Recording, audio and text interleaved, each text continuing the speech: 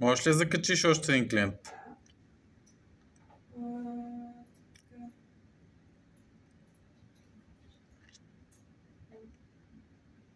Знам, че трябва да се изсъждам.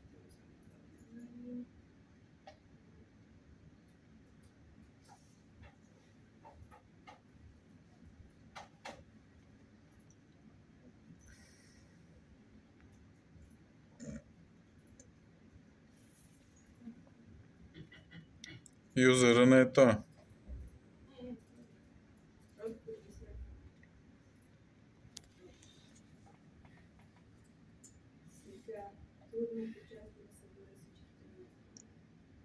Нищо, вижда се.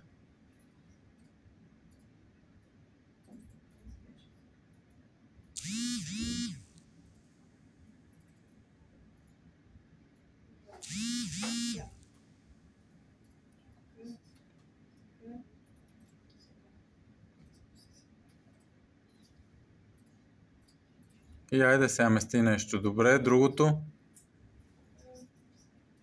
Така, третото.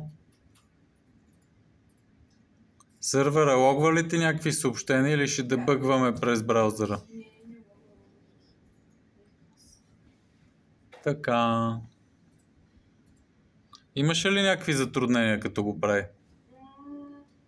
Само синтаксисът някога на JavaScript е малко тегъв, понеже аз съм свикнал повече на C++ и Java.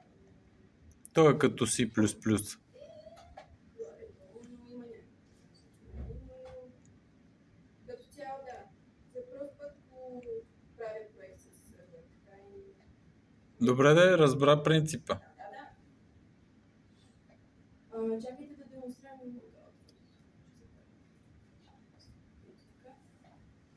Супер. Я ми покажи файла с паролите. Браво. Ами, мисля, че показваш, че можеш да се справиш.